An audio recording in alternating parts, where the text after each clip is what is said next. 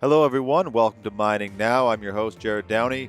Today, we have a very special guest. Technica Mining is going to be featured. We've got Mario Grossi. He is the CEO, and we've got Eric Demers, who is the area manager, raise bore, open pit, and surface mining.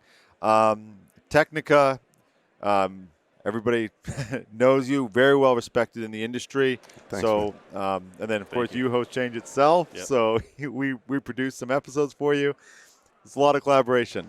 Great to have you both on the show. Thank you for having Thanks us. for having us. Mario, let's start with you. Let's give for anybody who doesn't know Technica. We've got viewers all over the world actually. So just that bird's eye view of the company. Sure. 30,000 foot level, we're an underground mine contractor. Recently, in the last few years, we've opened up open pit as well. Fell in love with mining, being born and raised in Sudbury. Got a chance to work when I was 18 years old. It was my first job underground. I had a bit of, so I come from a background of entrepreneurs. So I came from a family business that was, still is, a very big industrial mechanical contractor. It's still around. It's still around, yeah. In the family? It belongs to my three brothers. Oh, cool. Yeah, I All right. started on my own. So I wanted to do something differently. When I was 25, I decided to break away from my dad and my brothers. Where do you fall in the lineage? I'm the oldest. You're the oldest. Okay. I'm the oldest, yeah. I was going to guess youngest. No, the but oldest. You're the oldest. Yeah. Okay. The old, and my brothers and I are all very, very close. They're still my Right. best friends. Yeah. My dad's my best friend. But when it comes to family business, it's not always easy. No, when no. there's 5 alpha males in a family Well, business. I'm it the gets tough. youngest. I was just putting my life on you because I'm the youngest. I wanted to kind of break out on my own, do my own thing. Yeah. But you're the oldest. You have that independence. Yeah, and you know what? I had the best tutelage in the world. I had a World War II grandmother that helped raise me, and then I had my mom and my dad very big on core values. Being an entrepreneur, coming from an entrepreneurial Yeah. home, work was always a big thing. It was work and respect. Those were like our two That was the pillars. core. Yeah, Yeah. and because of that, I think fundamentally, when I got into the family business, I respectfully wanted to make decisions and make them on my own, and so it was that respect for my dad where I felt, Yeah. who am I, this graduate at a university, tell him, what to do. He came from Italy, learned a second language, built a big business. So I just didn't feel comfortable, getting into debates about decisions because they should have always been my dad's. Then it was just, I think, circumstance. It was an opportunity to start on my own, and I took it. And my dad was great with it, good support, good coach behind the scenes. Yeah. Yeah, and then I started on my own. So I was 25 years old, 25 years ago. And did you say your grandmother or mother was World War II? My grandmother. Grandmother. Yeah, on my mom's side. We're gonna talk business here Yeah, for yeah. sure. But I would regret it if I didn't ask about this. Your grandmother survived World War II. She survived World War II. Yeah. When you have a family member that's been through that, Mm-hmm.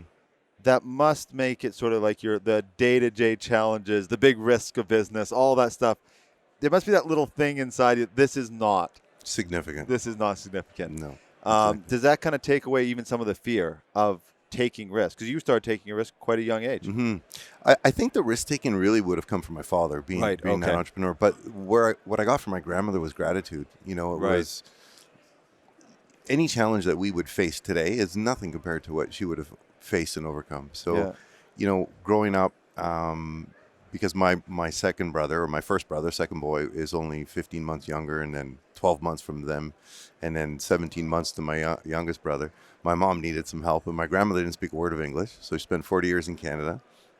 Didn't need to learn English. My first language was Southern Italian dialect, but it was great because you really got appreciation for the simple things in life: good food, family, good family values, respect. Again, it was always about those pillars of respect and hard work, Yeah. and humility too. Yeah.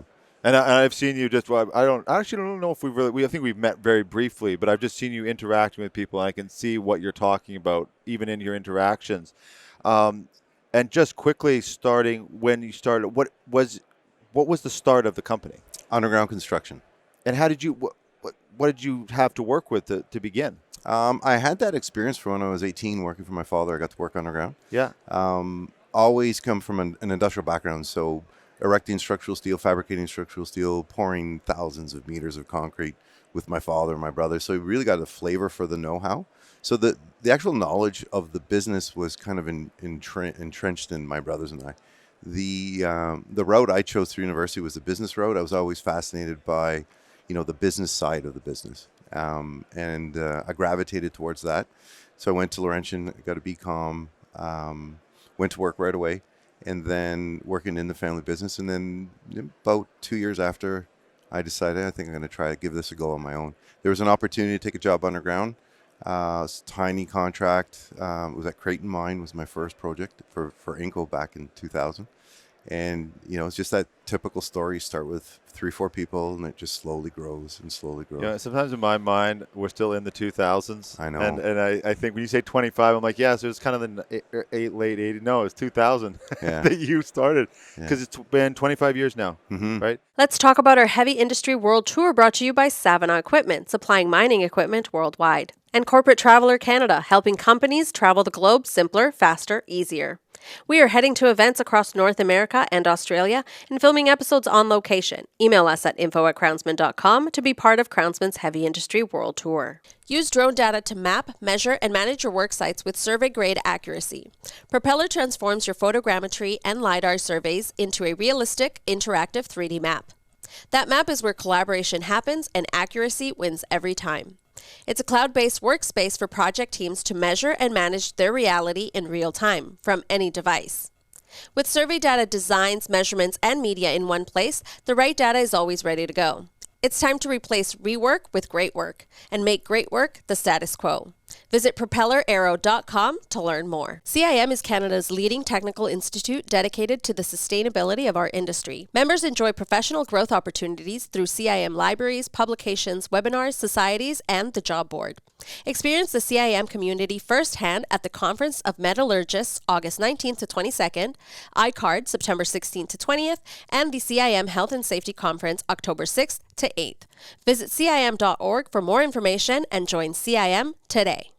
No, amazing stats. Okay, I will focus in on Eric. Just quickly, what's your? I know you have an updated role with the company as well. Could you give us a little bit of an update? Yeah, so I've recently been appointed as area manager for raised bore open pits and surface mining. So we do have raised bore coming in the very near future, and that's the newest addition to our fleet, and be excited to get that out onto the market. And you got to talk back and forth, or however you want to do it.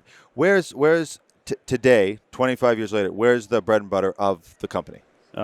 It's actually probably where I started, is in shutdowns. And so maintenance shutdowns, so preventive maintenance periods for the mines.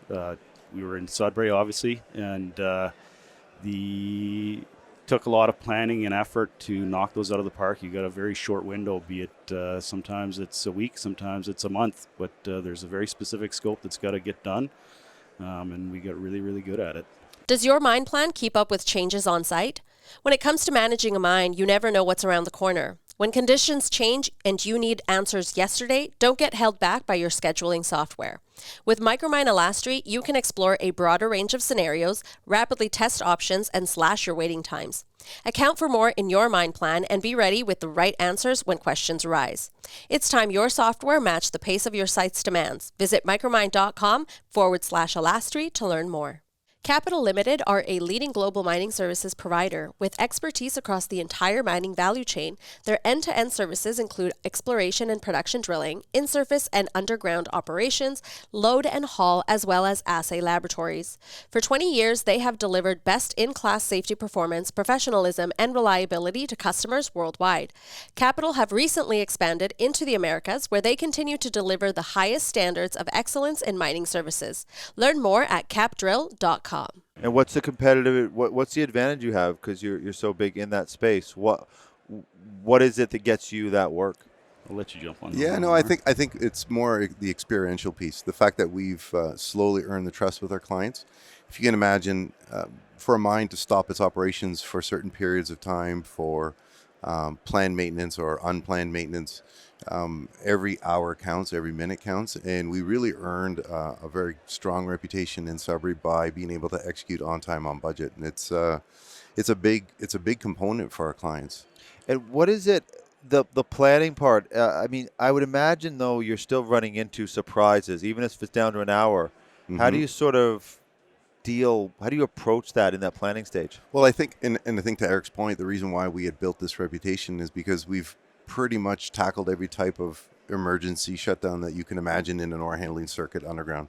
So yeah, there are almost always surprises, but we've encountered these over the last 25 years. So we always build in contingency into these shutdowns because, to your point, they'll happen all the time. Surprises are a guarantee. We've lived them, so we've anticipated them, and oftentimes it's where some of the expertise we bring is before we even get there, we're having those conversations with the clients about the things we might encounter, things to have on hand just in case, because that's typically exactly what happens. You get into the job and you discover something's not there.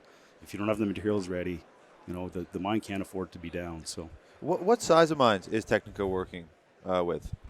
We're working with all the top tiers. So Glencore, Vale, Newmont, Barrick, Agnico Eagle. We have our office in Val-d'Or, so we're working with El Dorado at the moment. We have an office up in Timmins. We're working with Kid Creek up there. Up at Island Gold, Alamos. Yeah, Alamos is a fantastic client. Do you ever get into like the geology side, junior mines? Are you working with them at all? Yeah, we are actually. So we had the really interesting occurrence back in about 2010. Coming from a commerce background, I also wear my investor hat, and being in the mining space gives me that opportunity to look at projects and companies that I think are very well managed, very well run. And so built my own play portfolio with a combination of top tier mining companies and junior mining companies. And so back in 2010, I had accumulated, because after the 2008 crisis, the stock market wasn't very friendly to. I lost my first company then. Yeah, it was not a good time. But it was, if you were buying, it was a really good time. So you could have bought junior mining companies. They were incredibly oversold. They were punished badly after 2008. So I ended up buying a lot of a company that I really like called Walbridge Mining. And, they were 400 meters down the road. Sudbury's a small town. They were the third player in the Sudbury Basin from an exploration perspective, and I really liked their methodology. So their methodology was, look, Sudbury historically has been a nickel-copper play. We know that there's platinum-palladium within the copper lenses, in the sulfide lenses. So let's look for the platinum-palladium side of the ore that's in the Sudbury Basin, and I really liked that. And at the time, they were at a pivotal point in their existence where they had this nice little deposit, but the next step for them, drilling it further, wasn't going to help. They needed to do advanced X into a bulk sample. And so I just said, so what's the issue? And they said, well, we don't have any money and we're not miners. I said, problem solved. I'll go do it for you and you pay me when you get paid. And it was an amazing experience. We rolled the dice. The bulk sample, the advanced X, was very successful for them, which normally isn't, because it's an exploration play. It could be there, it could not be there. And especially the type of deposit it was a high platinum spiralite style crystal, so a lot like diamonds, where drilling more wasn't really going to help. You need to take it in bulk. And so we can look back and Google these, but I would say over a period of about 10 weeks, 8 to 10 weeks, we mined 70,000 tons. We shipped 50,000 tons for Walbridge. And then about 12 months later, they got paid, we got paid. And it was a real light bulb moment for us, because we said, wow, there's a really good opportunity to do micro mining, to apply contractor level cost models to deposits that might not survive if they're done in a big organization. But you had the understanding of the deposit to know, like was this a risk to you? It definitely was a risk to me, but I felt as a shareholder, so it was just under the 10% mark, I wanted to help move the company. Oh, I see. Okay. So I was wearing two hats. Right. Okay. Got it. And at that time is where I met their geologist, who I really liked. Super pragmatic. And he ended up leaving Walbridge, went to work at F&I for a little bit, and FNX. And then I saw him kind of in between jobs, and I said, you have to come work for us. So as a mining contractor, we took on a geologist. And then the reason we took on Mark was because we wanted to see where else we can apply this model. So the first one, to your point, at Walbridge was a risk. We rolled the dice. It worked great. But we felt in order to mitigate that risk when it comes to a unique service offering, we needed to have a geologist on board. We needed that guidance to say, are we gambling the farm here? Yeah. Or is this? Because that's an incredibly expensive endeavor. It's not cheap. Yeah. Yeah. What was the mining process? It was open pit. Okay. So it was very easy. Closure was easy. Was it an existing open pit? No, right from scratch. Right from scratch. Yeah, right from scratch. That's wild. Yeah. Or maybe I'm not an actual miner, so maybe that seems. It was fun. I mean, from getting things done to see from. So they had all the permit. They had everything ready to go. They just couldn't do that. They just couldn't put the shovel in the ground. Exactly. Wow. Yeah. Is that That seems unique though, that a mine would get that close and not. Or have you had other opportunities like that? It's not as unique as you would think, because Really? the junior mining companies that are really good at exploration geology, they're really good at exploration geology, and then there's a gap in skill set as you go, Right. as Yeah. you move that Yeah. mine along its life cycle. And at the time, we filled in a financial gap, and we filled in an engineering and know-how gap, and so we just really expanded on that. Very cautiously, very selectively, obviously, because it could be a company breaker Yeah, you're if gonna we get get it wrong. everybody calling you now. Yeah. Hey. No, it has to pass the mark test. If it Right. passes the mark test, we're good. Right. Eric, I got to ask you because we never got to do an interview before, but we've talked about Technica Culture, off camera, in interviews, change itself, all that. What? And I know he's sitting right beside you, but the how does that how's Mario's outlook, then sort of come into the day-to-day operations of the culture of the company? Or I guess another way to say is, how do you implement it to your team?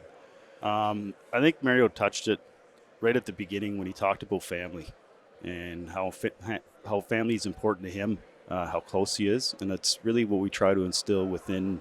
That's what I take from Mario, and the humility, and really try to implement that with the team and the group, and to build that like family atmosphere. And it's really just a close knit group of people. And I think back to the shutdowns and what made us successful is really that it's a whole bunch of family working together, pulling together to get something done for someone that's important to them. Yeah. And so it's really, if I had to put it on one thing, it's family.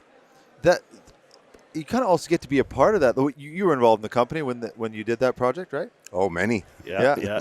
Well, I started when I was 18 as a student with Really? Mario. So I've seen it, I've lived it, and that's why I'm still around. So. And so that part of the business then that's a continual pursuit then, looking for the right. Definitely. It's got to be the right fit, obviously, but On the mine finance side, Yeah, exactly. definitely a part of the business. It's probably one of the ones that we get most excited about, because to your point, you get to go to either a portal or an open pit, which is bare rock, or a portal that's a swamp, and then 18 months later we're actually pulling ore out of the ground. So it is really good. And what I love about mining is you meet incredible people. I'm sure you meet the it's best people. Unbelievable. We were chatting about this over lunch. If I had to do it all over again, what would I do? I wouldn't do a thing differently. Yeah. I wouldn't do a thing differently. Well, I tell this, it's not a great story, but it's my story.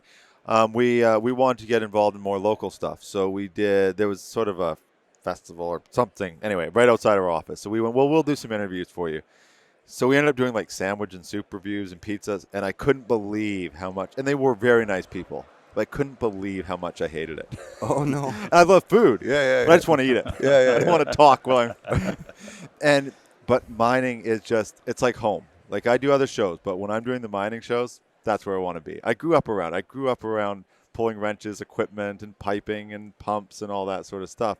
And you feel it. And being a part of like CIM, every time I come here, I meet somebody new, get to have a conversation. Like, again, my reference, we haven't talked before. We haven't actually got a chance. I'm not going to stop you in the middle of and pull you out of the crowd. Yeah, that's good. I wanted to get to on the construction side, like, kind of your growth strategy. Where do you look to now? I mean, obviously you just listed off the companies you're working with. Where do you look at now to keep growing the company? Same. I think we're really big on technology. Okay. One of the things that we're really proud of is how we've implemented technology through our health and safety platform. You've worked with Gus at Sophie. It's really a way of how we operate. And so what we're seeing is now we're getting data on the safety side. So our goal on the safety side is to get into predictive and prescriptive safety. So we want to see incidents and accidents using the data before they occur, so that we can put those controls in place to prevent them from happening. At the same time, we study our business daily. And it's so about gathering data and studying our business so that we can get better and better at what we do. And you like that part of the business? I do. Yeah. We all do. Yeah. And I think that's the natural alignment for all of us, because I see you smiling. because we always want to be. We've long gone are the days where we would compare ourselves to our competition. Right. And it's not that I don't respect. I think we have our competition makes us better. We have some fantastic competitors. We learn from them every day. But what's more important for us is to learn from our last day's success. And how do we make that better? how do we, especially on the development side of things, where it's repetitive cycle, drill, blast, muck, drill, blast, muck, where can we infuse technology to make us better at what we do? Because we know we're going to see different cost cycles. We know that competition will get tough, and then people will get busy, and then the prices will lax, and we actually can make some money. But on the development side, it's very competitive. And so we have to find a way to refine ourselves. That is something I really wanted to ask about. In the space you're in, it's so competitive. I would imagine even dollar-wise, right? So how do you have this insanely high standard, but you're competing? I'm sure it's not an easy answer, but how do you sort of at least approach it? It's difficult. A discipline, I think, is the biggest one. Because to your point, when you're adding or providing a premium product in almost a commoditized market, it's really different. Because it is kind of getting it's getting right? there Yeah. for sure. And so we just stay till we know it's true, which means it takes a lot of integrity and courage to maybe miss a nice project. Because if it's a nice project, but there's not enough money for it to be successful, you'll let it go? Guaranteed it's a recipe for disaster. It'll hurt our culture. It'll hurt our morale. We came close to it on one project a few years back. We'll never do that again. So we have three fundamental pillars of how we bid and put out proposals. It's an art at Technica, and we just stick to the formula because it could get tempting to, let's go a little tighter. Let's try and get this project. It's a new client. There could be a whole host of reasons why we would want to go in aggressively. But I would say, if you put yourself in that position right off the hop, you never recover. Well, but to expand on that, though, if you're going into a project and let's say all the engineering you don't have all the information yet. How do you sort of account for the things that you don't know, or that you say, no, we need more information before we bid? Yeah, so those are always difficult situations. To the best of our ability, we'll qualify from our experience of being in the business for 25 years what we think the gaps are, and we'll put a list of qualifications in place. But then that's where the art of the business comes in, because if we're in a competitive market, which we are absolutely in, we have to kind of stick to the script. In other words, we'll bid exactly what's on paper, and we'll let our clients know these are the gaps in the risk. I see. If it's You're not doing the contractor thing where you fill in, oh well, this will work out, we'll deal with this later. You're not doing all of that stuff. It never works. It hurts relationships. Yeah. I did all about contracting for relationships, exterior, and that stuff it would be a disaster when you try to do that stuff. Yeah. And so, how do you then approach I thought perfect. It's almost like a commodity.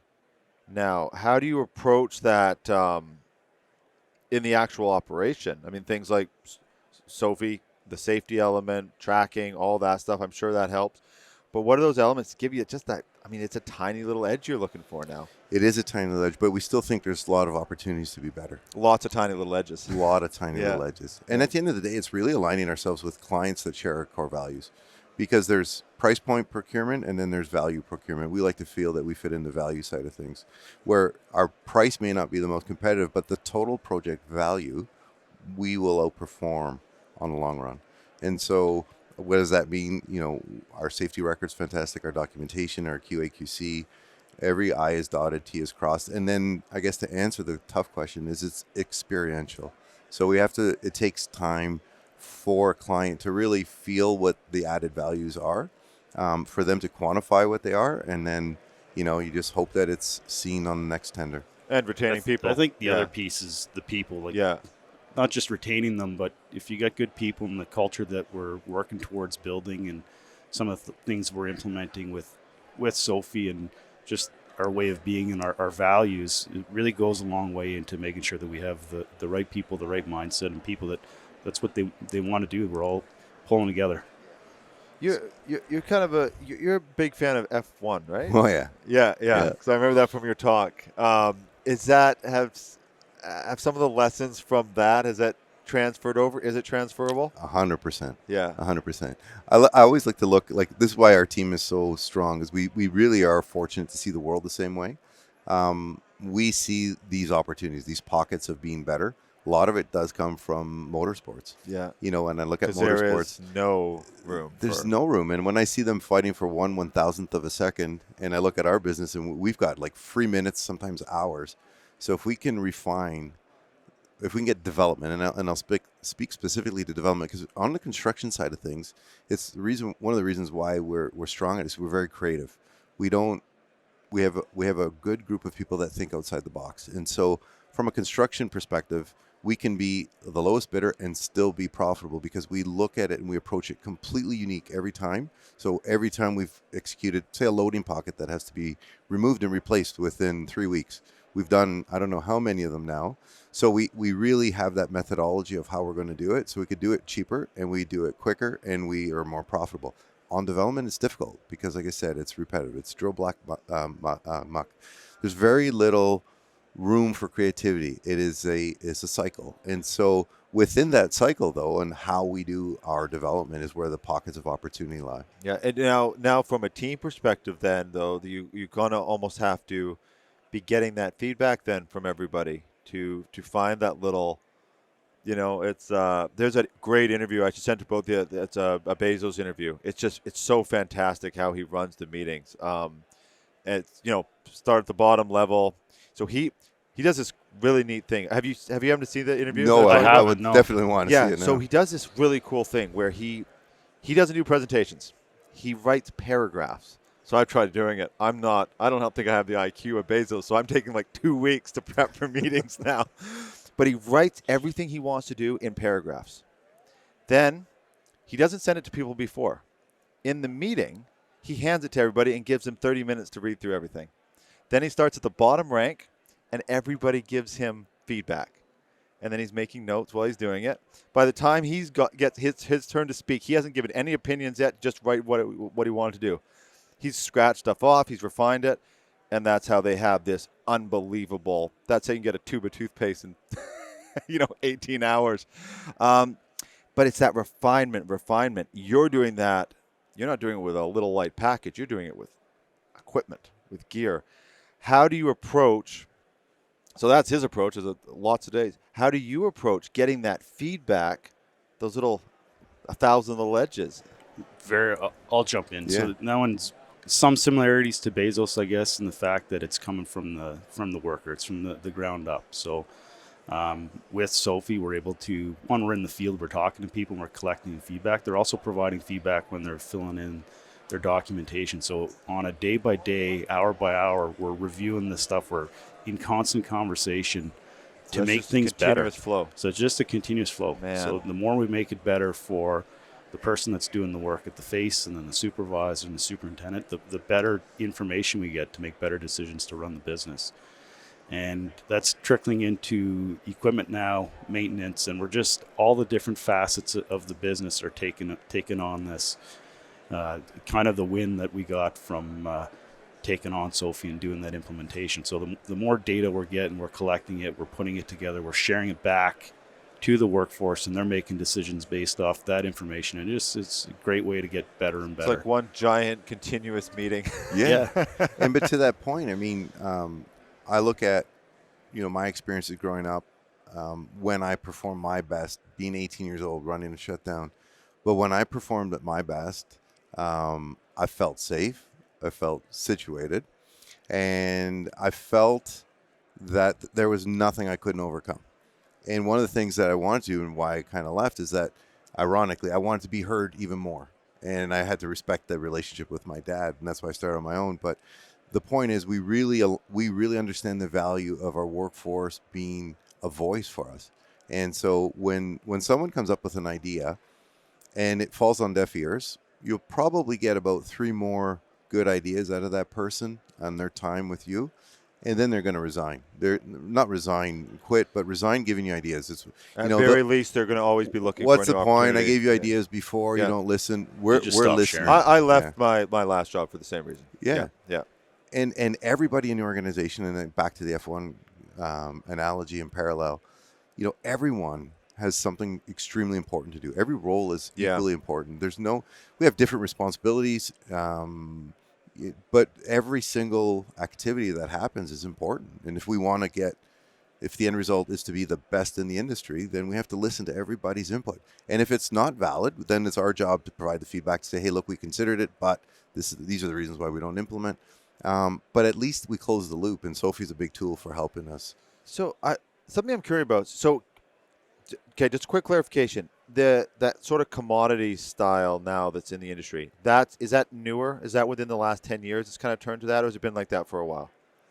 I think if through my lens, I would say the last 10 to 15 years has been like that, because if I look at the size of company that we are today and who we compete against, there's no locally owned mining contractors. So they're Oh, I owned by see. private equity firms. And so that disconnect exists. And so I where see. you would be normally in the past, when I first started competing with entrepreneurs whose own pocket had skin in the game, Yeah. they protected the prices a little bit. Now we find with the, with different procurement companies, sorry, our clients with procurement as its own, things have Oh, I changed, see. and Yeah. it's become very sterile, very to the paper. And then the end result is we've driven on the development side of things right down to a commodity, where the expectation from our clients is that all the development headings will be in the same condition. The reality is they're not. Like you can tell distinctly. And again, this isn't against our competition, because we learn, because we have fantastic competition. But our pride in our workplace is you will see it distinctly from other work sites. And the second part of that question is, does things like Sophie, looking for those little edges all the time, can that keep up with that? I know that's a tough question, but can that technology and those efficiencies, getting ideas, refining everything, can it keep up to stay competitive? Yeah, I actually believe it will, because we've driven the prices so low that they can't possibly go any lower. Right. And so for us, So now you're working within that square. So now we're working within that box, and then if we feel that we can't make it work, we just pass. We just pass it. Yeah. So because it will not be successful. It almost becomes a competitive advantage then. It kind of has this fine line what you're kind of going down almost. There was a period from about 2015 to, I want to say, 2019, where our ability to stay away from projects has kept us in a better position than our competition. Yeah. Well, I mean, I talk. Sorry, Eric. Go ahead. If we chase just to stay big or to keep more people employed, we tend to get ourselves into some trouble, and that's where we fall into that really commoditized kind of mindset. And we've lived it where, it's not always the you don't get the greatest results, and so to have that knowledge and to learn that and to apply that really makes a big difference, and you got to be aware of it, otherwise it catches up to you. Yeah, and it's tough because most often than not, good decisions aren't you won't see the result immediately. Right. Yeah. It's like eating healthy, exercise, and you're not going to see the result tomorrow. Knowing when to stop and not continue in an RFP process, it takes a lot of discipline. Yeah, it does. I mean, you can both speak to this. I find, though, that your instincts, there is usually a little thing, almost like a little cloud in the back of your head going, there's something off with this. Mm-hmm. And then it's like, if you ignore that, you get in trouble. Yeah. When that, you got to go, what is that? Yeah. Maybe it's nothing. Maybe it's something you can fix. But you got to bring that into focus and go, okay, why do I feel just not quite right about this? The beauty with our team, though, is everybody's kind of got a different, I'll say that, radar for that. And then somebody will speak up and we'll have a good conversation about it. And then we come away with a decision. Yeah. And it's the scary part's if we're all stuck, thinking the same thing, but there's usually someone there to bring it up and keep us in check, and we have a good conversation about it and make a decision. Yeah, if you have a culture that listens, that voice will be heard. And it's fun too, because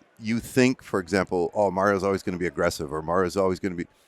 We'll come in completely neutral to a bid review for a big RFP, and nobody knows who's going to come in which position. We're going to be authentic. We're going to listen to the facts, and then we'll provide our opinions. So it's almost entertaining, because you never know who's going to show up at the meeting, because one day it'll be Eric saying, hey guys, hold up, there's some red flags here, where we're all gung-ho for it. So we're like, oh, okay. Do you still have to, though, on the executive level and in management as well, do you ever have to still check yourself? Because if I'm excited, I got the Irish heritage now, and I get amped up. I'm excited. Like, I'm excited. No, we welcome that. Yeah, but then when someone's going, no, I have to, in management, I have to make myself go, okay, and I have to ask it in a certain way that it's not like I'm just hurrying them through I have to go, okay, what are a few issues that you're seeing? I have to really craft my questions so they know, because they can tell I'm excited. Yeah. That no, I am really wanting to hear what the problem is. Right. I hate that there's a problem, but I want to hear it. It's Yeah, I don't know, Eric. I think we keep each other in Yeah. check, and it's just something we've developed where if somebody Just says part of the something, culture. there's a Yeah. reason somebody's saying something. Yeah. So we'll wait to hear them out, because there's definitely something important to be said, and we've also learned that when we don't do that, we brush it off. It sometimes that little cloud, sometimes that it little comes cloud back stays and back bites there. you, right? Yeah. Oh yeah, that's a So- really good point. I think if I would where I get really scared, to Eric's point, is if we're all drinking the Kool-Aid of why this is a good project. Yeah. That Yes. becomes Yeah. problematic. Yeah, It's- when 10 people are in a room going, yeah, what could Yeah. possibly go wrong? Well, yeah, something could go wrong. Yeah. Yeah. I want to just quickly ask before I let you go. I got a note about a partnership with, I don't know this company, but ADLP Limited. ADLP. Yeah. Yeah, what is that referring to? So it's Akahe de Minawinsawan Limited Partnership. So what we did about 2.5 years ago now. So everywhere we work in Ontario and Quebec, we like to partner with our Indigenous communities, those that are affected by the work that we do, and it's a way of doing business. Meanwhile, here we are growing up in Sudbury, and our two communities that are touching the mine sites didn't really get a lot of economic benefit from it. So from I an see. economic reconciliation perspective, it hasn't been the greatest. And big acknowledgement to our clients. They're really doing the right thing. Because their deposits are old, there's no duty to consult. So that whole kind of trigger point that started I way back see. when Right. didn't really exist in Sudbury. So there was a really unique project that came out with one of our clients, and they said, hey, it would be good if you included the Indigenous communities. And we thought, yes, definitely. And it was right at the day that proposal was going in where an outgoing COO kind of had a coffee with me and cuffed in the head and said, you're one of the brightest dumbasses I've ever met. And I was, okay, is that good or bad? He said, you know how to do it better, And I ran upstairs and I said, change our Indigenous component. We're going to form a partnership where our Indigenous partners own 51%. And it was a bold declaration because we hadn't even spoken to our partners.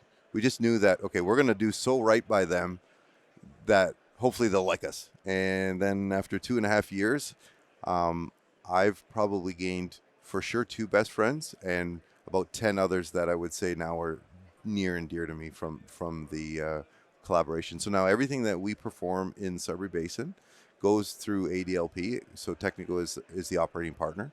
So the communities now, I think cumulatively since we've been in place, we're almost about $2.7 million distributed. Wow. In a little over 2 years. So it's An opportunity to grow? definitely. Yeah. Definitely. Especially once, there would be some stronger procurement language in place. Definitely an opportunity for further economic reconciliation for our partners. But it's been great. The friendships that we've developed now we meet every week. And probably one of the most rewarding things I've done to date in my career is the ADLP partnership. Yeah. Gentlemen, it's great to have you on the show. Thank you. Thank you It for really having is us. fun. I'm glad we got to do it at CIM in this Yeah. environment. I hope we get to do more. But yeah, thank you for taking the time. I know Likewise. you're busy. And Eric, Thank you very much. really appreciate it. No, Thank you. thanks, man. This was fun. Thanks, Jared. Thank you, Jared. And thank you, everybody, for watching. If you love mining, I think you enjoyed that interview. I hope you did. You can go. Is it okay if we put both your LinkedIn's on so people Yeah, can connect with you? Absolutely. So that link will be in the description. Connect directly with both Mario or Eric. And we'll have, obviously, Technica's website and their LinkedIn to follow the company as well. Thank you, everybody, very much for watching. We will see you on the next episode of Mining Now.